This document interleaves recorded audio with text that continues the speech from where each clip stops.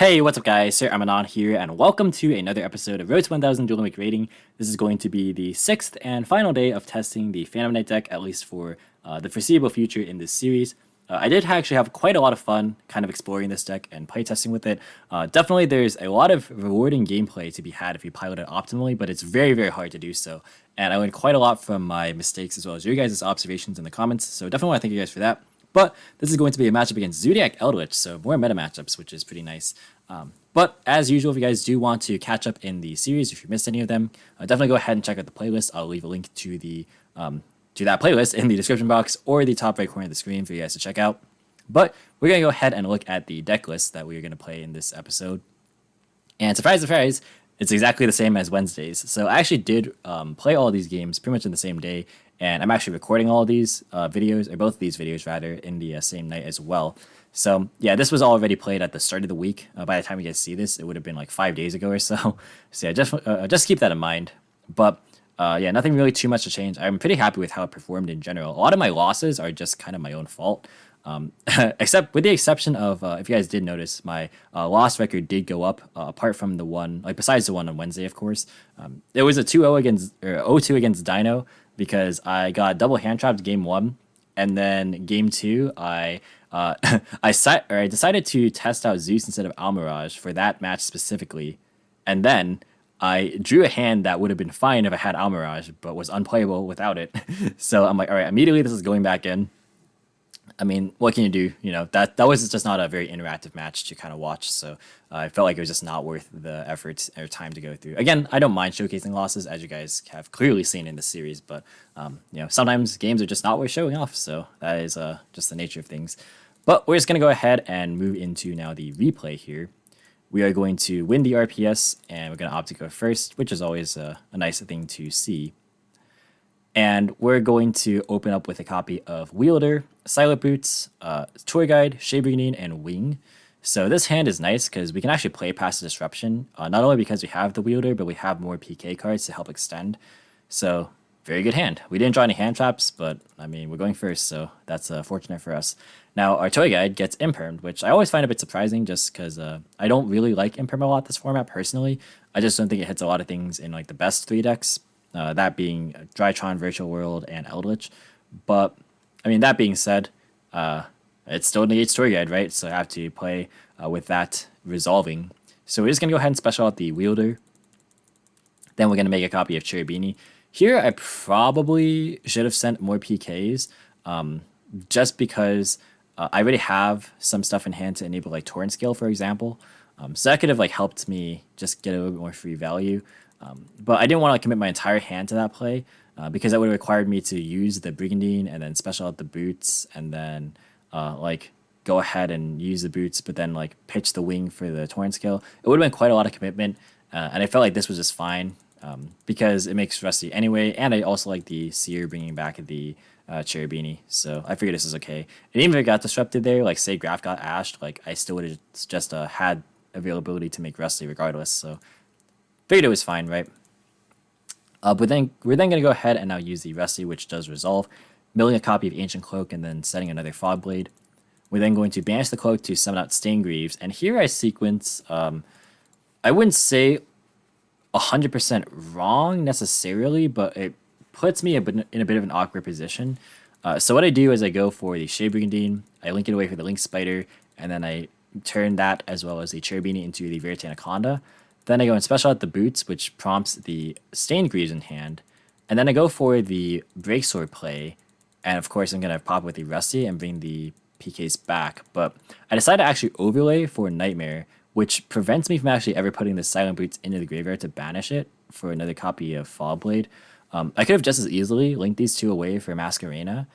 And even though both these zones would be vacated for like the Rusty interruption, obviously IP would clear the zone, right? And I'm playing Appaloosa and Unicorn. So it's like totally okay. So I would have had like maybe Appaloosa, double Fall Blade, and the Dragoon with the whole setup for the Breaksword and Grave. But I really just do like Nightmare, I'm not going to lie. Probably should have done the IP play though, to be fair. But we're going to go for the Dragoon regardless, and then pass on that. My opponent's going to draw for a turn and just immediately concede. So I guess it didn't end up mattering. So this is a kind of good thing to showcase in this series because Even though you guys already know the matchup because you read the title, if you're in my shoes, you don't know the matchup. So this is my kind of blindsiding for going second. It's very simplistic. All I really try to do here is like cover for various matchups. So keeping the droplet in case I get like Vanity's Rulered or VFD'd. And the Lightning Storm is there for like background matchups just in case. Like it's a more blowout card going second, obviously, than Cosmic. It also can help deal with like Ruler if I need to. So like there's that. And I figure like the hand traps are all just fine. I don't want to like index towards a matchup specific hand trap, which you see that's like pretty much what my side deck hand traps are made to be. Probably should have put in Pankratops. I just wasn't really thinking about it. And if I was gonna put in Lightning Storm, probably should have put in Duster as well. But I didn't really want to like side out too many engine pieces, which I could have put out a couple of extenders, but I just didn't do it. So we're just gonna go ahead and now move on into game number 2. If you guys are enjoying this commentary, definitely go ahead and leave a like in the video. It definitely helps me out. And subscribe to the channel if you're new here and want to see more commentaries similar to this style. But our opponent is going to be going first in this game. And our opening hand is Ragged Gloves, Kagemucha Knight, Tour Guide, Fall Blade, and Torn Scale. So no hand traps, but we're against Eldlich. So that's pretty nice. So yeah, Curse Eldon going to be activated. That's going to pay 100 to search for a copy of Hcabe, which obviously is scary against our deck. Our deck has our opening hand's really, really strong actually, so I'm pretty happy about this. Our opponent's going to go and summon a Therablade, and then go for Trident, and then set a couple back row, and then pass. My opponent doesn't go for a Trident to pop their own Curse Eldwind, which my read is that, okay, one of those is already a Scarlet. So that's kind of my thought process there. We're going to draw, and we rip the Lightning Storm off the top, which is really, really good. And I'm like, all right, we're about to just win the game for free because we can easily play past the Trident, but my opponent has Solemn Judgment. So we're going to have to play a little bit of Yu-Gi-Oh! So I'm anticipating, all right, it's Trident, Hcabe, Banish, plus a hand trap.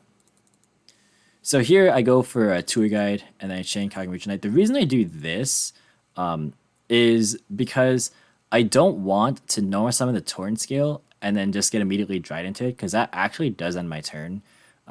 So, like, even if I summon out the Kagemucha Knight, like, I'll be up with Kagemucha Knight pass, and that is obviously not what you want to be. So, even though in a lot of cases, like, you do want to, like, prioritize your PKs because they're a focal point for your engine, this is not a case where I would have done that.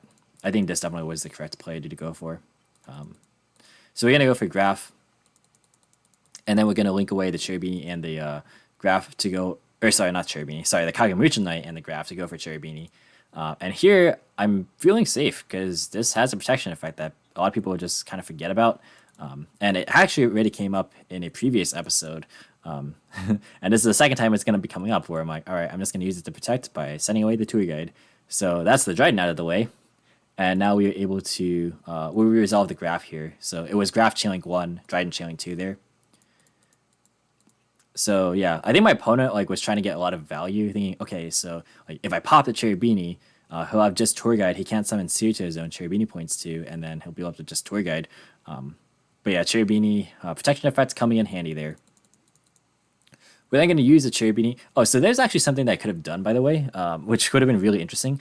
I could have maybe foreseen this coming and just set the Fall Blade before going for this play. If I send away Fall Blade, not only do I keep away the Tour Guide, or keep the Tour Guide for level 3 body, but I get an extender in Graveyard. So that would have been actually really sick if I had like the big brain to do that. But I was not big brain enough to think about that in the moments there. But that's something I could have done. But yeah, we're going to use the Cherubini. We're going to send the Ancient Cloak. This is because I plan on actually getting this Torn Scale into the Graveyard, which is going to set me up for very nice PK stuff.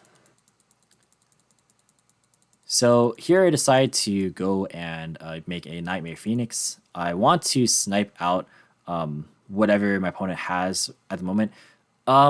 This probably is not the best play, kind of in hindsight, right? Because if you think about it, I know my opponent has Hcabe, and I surmised earlier that because my opponent didn't pop the Cursed Eldland, I assumed that there was just a Scarlet back there. So, like, why would I go for Phoenix if I kind of knew that was going to happen, right? Like, that was kind of a silly play. It didn't really make sense. So that's like another misplay. I think what I should have just done was go into was going to Rusty if that was my mindset. But I get surprised and it's a solemn strike. So it's more of a it worked out rather than it was the correct play. Because I went Seer Chilling 1 and then Phoenix Chilling 2. Because like my goal, right? My goal was to just bring back the Cherry Beanie and then use like my PKs to help make Rusty afterward. So that wouldn't have been a big deal. But like obviously the Phoenix would have been stuck in the EMZ too, so that would have been pretty awkward. I would have had to have gone for like Masquerena and then oh no, not even Masquerena actually. Wow, that would have been pretty awkward actually. Yeah, I definitely you could tell I didn't think about this like fully. So that was just like a really random play. I definitely cannot defend that one. Yeah, definitely should have just gone for Rusty personally, or probably. So we're just gonna go ahead and resolve this now. We're going to go for a Cherry Beanie off of the Seer. And then go Ancient Cloak to search for boots. And then we're going to go for the Torrent Scale here. And then Torrent Scale hasn't used its effect yet, so we can go and now use that to send Ragged Gloves. And then my opponent actually just scoops right here. Because we're just going to be able to full combo. My opponent's set is probably Walk Hero, and I actually didn't look at this replay yet. I wonder what's in my opponent's hand. It's, it's a Golden Lord. Alright, so... yeah, my opponent actually could have had an additional disruption if they just tried and popped their own Curse Eldland, which I think they should have just done. So in reality, that could have been 4 interruptions, and we only had to play through 3, and we played that incorrectly for the last part of it. So yeah, I guess just to elaborate a little bit more towards the end here about this Phoenix play. Yeah, so like say that it was like Walk Hero, and then like my PK stuff got banished. I would have been left with like Cherry Beanie plus Phoenix, and I guess I would have been able to only use like access code, and that wouldn't have been very good, right?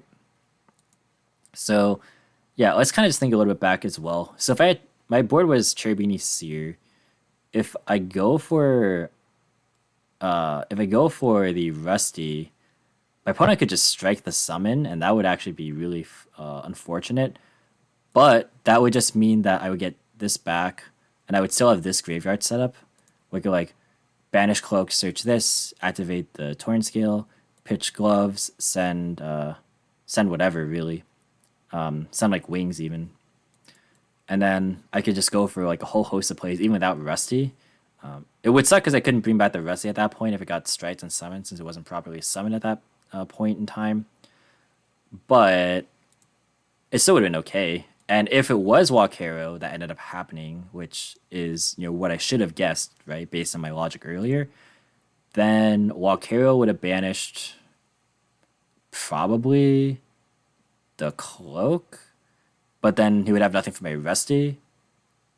So yeah, if my opponent had both Strike and the Walk Hero banish, I'm not sure if I could have played out of that, because it would have just been Cherry Beanie, and that would be it, right? Because my opponent for sure banished his Cloak off that Walk Hero. So yeah, pretty like kind of interesting thought experiment for sure. Again, like if my opponent had just popped the Curse Eldon, that would have been an entirely different game. But things like this definitely can't happen. But enough of me rambling there. I'm trying to save the rambling stuff towards the end, just because I know a lot of you guys do appreciate it, but some of you guys also don't really like it when I ramble mid-game. So that's why I'm going to save it towards the end here. But that's going to do it for the video, guys. Thank you so much for watching. Hope you enjoyed. If you did, be sure to leave a like as well as any thoughts or feedback in the comments. Subscribe for more informative and competitive Yu-Gi-Oh content. If you want to, you can follow me on all social media platforms or support me via Patreon or TCG Player, all the links in the description as usual. And until next time, I'll catch you in the next video. See you guys.